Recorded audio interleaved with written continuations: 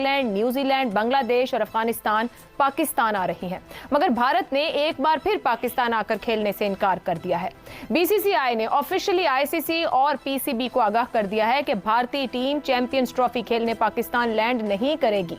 हमारे मैचेस किसी neutral venue पर करवाए जाएं। यूं तो माजी में भी इंडिया और पाकिस्तान के ताल्लुकात में तनाव रहा, मगर क्रिकेट जारी रही। लेकिन 2008 में होने वाले मुंबई हमलों के बाद से इंडिया ने पाकिस्तान का दौरा न करने का फैसला किया, जो अब तक बरकरार है। खेल को सियासतज़दा होने से बचाने के लिए पाकिस्तान ने इस दौरान मुतअद्दिद बार इंडिया के दौरे करके पॉजिटिव जेस्चर दिया। 2011 world cup, 2013 bilateral series, 2000। Hello guys, welcome to our channel UK14 crick AZ। उम्मीद होगी कि आप सब खुश, मस्त और स्वस्थ होंगे। और प्लीज़ दोस्तों, हमारे इस चैनल को लाइक, शेयर और सब्सक्राइब ज़रूर कीजिएगा, क्योंकि आपको पता ही है कि हम आपके साथ बहुत फनी और एग्रेसिव पाक मीडिया की तरफ से जो वीडियोस आते हैं उनको शेयर करते हैं। और आप अपना प्यार और सपोर्ट इसी तरह से हमारे साथ बनाए रखें। चलो दोस्तों, वीडियो का मजा लेते हैं। 16 का T20 वर्ल्ड कप भी पाकिस्तान ने इंडिया में जाकर खेला। 2022 में एशिया कप मुकम्मल तौर पर पाकिस्तान में होना था, लेकिन भारत के न आने की वजह से आधा टूर्नामेंट श्रीलंका मुंतकिल किया गया। भारत के इस सख्त मौक़िफ़ के बाद न सिर्फ पाकिस्तानी फैंस बल्कि दुनिया भर से क्रिकेट मुबस्सिरीन ने 2023 वर्ल्ड के लिए पाकिस्तान को भारत में जाकर न खेलने का मशवरा दिया। मगर एक बार फिर पाकिस्तान ने पॉजिटिव जेस्चर देते हुए अपनी टीम भारत भेज दी, जिसके बाद सब लोग ये तवक्को कर रहे थे कि अब भारतीय टीम भी पाकिस्तान आएगी। मगर इस सब के बावजूद इंडियन टीम ने आने से इनकार कर दिया है। लेकिन इस बार पाकिस्तान ने भी पॉजिटिव जेस्चर की बजाय सख्त रद्द-ए-अमल देते हुए कहा है कि हम कोई हाइब्रिड मॉडल कबूल नहीं करेंगे।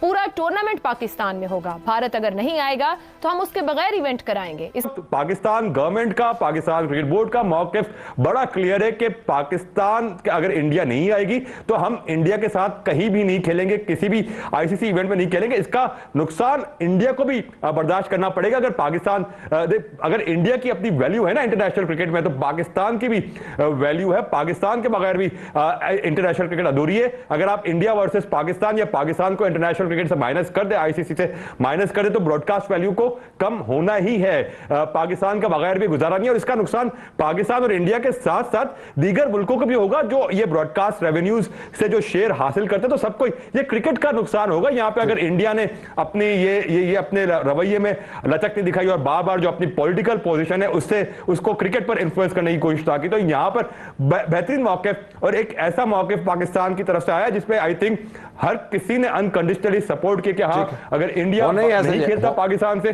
तो हमें भी ये फर्म स्टैंड लेना चाहिए। हाँ, वैसे भी जो इनकी टीम की हालत है तो वो ना ही खेलें पाकिस्तान के साथ तो बेहतर है। वैसे ही मैं एक जुमला कह रहा हूँ। सवेरा ज़रा इसके ऊपर वापस आइएगा कि ये आईसीसी के रूल्स के मुताबिक कोई पेनल्टीज तो नहीं है अगर टीम किसी मुल्क की टीम जो है वो किसी भी वजह से कहे कि जी हम नहीं खेल पाते, कोई पेनल्टीज तो नहीं है। लेकिन इसमें तो वाज़ेह अंदाज से वो सफारती और खारजी और दिफाई अमूर को बुनियाद बनाते हुए कहे बगैर लिखे बगैर वो इनकार कर रहे हैं। तो इसका कोई ना कोई पेनल्टी तो होनी चाहिए कि नहीं? तल साहब देखें, जब एक कॉन्ट्रैक्ट साइन होता है, एक एफटीपी साइन होती है कि ये इवेंट्स आईसीसी के आएंगे और ये सारी जो मेंबर बोर्ड्स हैं ये इस इवेंट का हिस्सा बनेंगे, वो पूरा डॉक्यूमेंट फिर ब्रॉडकास्टर को दिया जाता है, जिसके ऊपर ब्रॉडकास्टर जो है वो अपनी बिड करके और पैसे लगाती है कि हाँ जी हम इतने पैसे आईसीसी को देंगे ये सारे इवेंट्स, ये पूरा जो बुके ऑफ इवेंट्स है इसको कवर करने के लिए। उसके अंदर सारी मेंबर बोर्ड्स की रजामंदी शामिल होती है। RSS या बीजेपी या मोदी की एक जो ओवरऑल पॉलिसीज है ना, उसके निगाह से देखें तो पता लगेगा कि इंडिया ने ये क्यों मना कर दिया। नरेंद्र मोदी की हुकूमत को सिर्फ 2 टर्न्योर हुए हैं, तीसरा टर्न्योर अभी उनका चल रहा है, लेकिन इंडिया तो 90s से जो है वो नहीं आ रहा पाकिस्तान। तो हम ये इल्जाम नरेंद्र मोदी पर या बीजेपी पर नहीं लगा सकते। इंडिया जो है 2005 के बाद नहीं आया, 4 या 5 में लास्ट सीरीज हुई थी, उसके बाद नहीं आया। और इंडिया ने बाईलैटरल सीरीज जो होती है ना दोनों मुल्कों की, उसमें आने से मना किया था। वो तो इशू खैर चलता रहता है, लेकिन ये एक इंटरनेशनल इवेंट है और जिसके अंदर इंडिया को लाजमी आना चाहिए था, और उसने सिक्योरिटी का बहाना बनाया जो स्पिरिट ऑफ द सपोर्ट के खिलाफ है। आप देखेंगे कि क्राइस्ट चर्च में जब बांग्लादेश और न्यूजीलैंड का मैच था और उस दौरान उसी स्टेडियम के बहुत ही करीब एक हमला हो गया मुसलमानों पर, जो कि एक किलिंग हुई थी इस्लामोफोबिया की वजह से। तो बांग्लादेश ने ना वो मैच कैंसिल किया, ना ही वो दिन कैंसिल किया, बल्कि उसी तरह ही काम चलता रहा। और इंडिया को तो हमने फुल प्रूफ सिक्योरिटी का भी कह दिया है, उनको हर तरह से यकीन दहानी कराई है हमने कि तो आप पूरी ऑप्शन दी है कि अगर वो लाहौर में स्टे नहीं करना चाहते तो मैचेस खेलकर जो है अमृतसर वापस जा सकते हैं, वहां जाके ठहरे। आधे पौने घंटे का सफर है या ज्यादा घंटे का सफर है।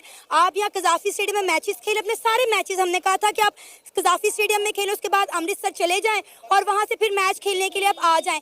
आपको पता है हमने कजाफी स्टेडियम में 750 करोड़ रुपया लगाया है और ओवरऑल पाकिस्तान में जो 4 ग्राउंड बनाई जा रही हैं चैंपियन ट्रॉफी के लिए, उसके 1280 करोड़ रुपया लगा है। बिल्कुल ऐसे ही है। पाकिस्तान ने इंडिया को ऑफर किया था कि ये आप मैच खेलें कदाफी स्टेडियम में, उनके सभी मैचेस हम इधर रखवा देंगे और यहाँ से खेल के आधे घंटे या 1 घंटे की मुसाफत पर उनका अमृतसर या चंडीगढ़ है उधर जाके स्टे कर लें, जो कि बड़ा फिजिबल प्लान है इंडिया के लिए। लेकिन अगेन वही बात कि एक पॉलिटिक्स का उनका हिस्सा है, उनका इससे इतना सिक्योरिटी से नहीं कंसर्न जितना पॉलिटिक्स से कंसर्न है, जिसकी वजह से उन्होंने आईसीसी ने बोला है बीसीसीआई को कि आपका जो भी इशू है, पॉलिटिकल इशू है, सिक्योरिटी इशू है, आप हमें रिटर्न फॉर्म में दें। आईसीसी मेनली बिग 3 चलाते हैं और बिग 3 के अंदर बिग 1 इंडिया ही है, तो उसके अंदर भी मेरा नहीं ख्याल कुछ निकलेगा। इससे पहले भी एशियन ट्रॉफी देखें या इस तरह के और 1-2 इवेंट्स थे जिसमें इंडिया की हरदर्मी जो होती वो एट दी एंड तक चली। तो ये तो आप सबको मिलजुल कर फैसला करना होगा कि आपने रूल्स के मुताबिक चलना है या फिर एक डोमिनेटिंग स्टेट होगी या एक डोमिनेटिंग क्रिकेट कंट्री होगा जो हम सबको डिक्टेट करेगा कि मैंने इधर खेलना, इधर नहीं खेलना, आपने मुझे खिलाना है तो इसको स्पॉन्सरशिप दो, इसको ना दो। तो ये तो एक फॉशिज्म की तरफ दुनिया को लेके जा रहे हैं इंडिया। कब तक ये मामला चलते रहेंगे? पाकिस्तान की आवाम तो बड़ी एक्साइटेड थी, वो विराट कोहली को, रोहित शर्मा को कजाफी स्टेडियम में चौके और छक्के लगाते हुए देखना चाह रही थी, लेकिन इंडिया ने तो हमारी तमाम तर उम्मीदें पाश कर दी। बिल्कुल ऐसे ही इंडियन अवाम भी अपने हीरोज को पाकिस्तान में देखना चाहते हैं कि किस तरह से पाकिस्तान उनको वेलकम करता है, और इंडियन क्रिकेटर्स भी यकीनन यहाँ पर आकर जितना खुश होंगे आप मैं बता नहीं सकता। लेकिन आपने पूछा ये सिलसिला कब तक ख़त्म होगा, यकीनन ये जल्दी ख़त्म हो जाएगा, क्योंकि मोदी का जो ये तीसरा टेन्योर है उसका सबसे कम तरीन टेन्योर है, उसने बहुत ही कम सीटें सिक्योर की हैं और उम्मीद यही है कि आगे कांग्रेस वापस आएगी और उसकी जो पॉलिसीज़ थी, जो एक अच्छी पॉलिसी थी, न्यूट्रल थी, लिबरल और प्रोग्रेसिव पॉलिसीज़ थी, उनको दोबारा से लागू किया जाएगा इंडिया में। और जो एक बना दिया ना हवा इंडिया ने, एक सियासत को हर जगह ये ले जाते हैं दोनों मुल्कों की, वो खत्म हो जाएगी उम्मीद। तो ये सियासत सिर्फ पाकिस्तान के साथ क्यों करता है? सऊदीया के साथ क्यों नहीं करता? यूएई के साथ क्यों नहीं करता? ईरान, इराक के साथ क्यों नहीं करता? सिर्फ ये जो आप कह रहे हैं कि इंडिया जो सियासत कर रहा है, बीजेपी जो सियासत कर रही है, या मोदी जो सियासत कर रहा है, वो पाकिस्तान के साथ ही क्यों कर रहा है? अगर कर रहा है तो एक तो ये है कि उनके साथ करने के लिए उनके पास कुछ है नहीं, क्योंकि ये जिन नेशंस का आपने नाम लिया है उनमें से क्रिकेट तो कोई नहीं खेलता। तो यानी कि इंडिया क्रिकेट के अंदर डोमिनेट करता है, बाकी इकोनॉमिक्स के अंदर नहीं करता। जैसे ईरान है वो ऑयल के अंदर डोमिनेट करता है, सऊदीया की इकोनॉमी भी इंडिया से बहुत ऊपर है, तो उनको वो डिक्टेट कर ही नहीं सकता। अगर उनके साथ क्रिकेट खेले तो फिर यकीनन इंडिया कर सकता है, लेकिन अभी इस तरह का कोई है सिलसिला नहीं। तो क्रिकेट के अंदर चूंकि इंडिया एक को वीडियो पसंद आई तो वीडियो को लाइक, कमेंट और शेयर जरूर कीजिए और चैनल को सब्सक्राइब करना मत भूलेगा। थैंक यू दोस्तों, बाय बाय, मिलते हैं अगली वीडियो में।